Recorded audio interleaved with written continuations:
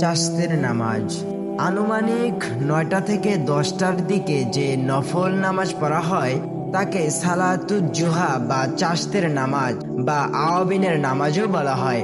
এই নামাজ ২ রাকাত করে পড়লে তাকে গাফেলদের তালিকাভুক্ত করা হয় না।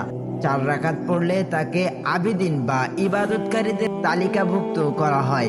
৬ রাকাত করে পড়লে ওই দিন তার নফল ইবাদতের জন্য যথেষ্ট হয়ে যায়। ৮ রাকাত পড়লে আল্লাহ তাকে অনুগত্যকারীদের তালিকাভুক্ত করেন। আর ১২ রাকাত পড়লে আল্লাহ সুবহানাহু ওয়া তাআলা তার জন্য জান্নাতে একটি ঘর তৈরি করেন। আদায়ের পর থেকে দ্বীপ্রহের আগ পর্যন্ত এই নামাজের ওয়াক্ত। তবে দিনের ১/৪ অতিবাহিত হওয়ার পর অর্থাৎ আনুমানিক ৯টা থেকে ১০টার দিকে পড়া উত্তম। এই নামাজ ২ থেকে ৪ রাকাত।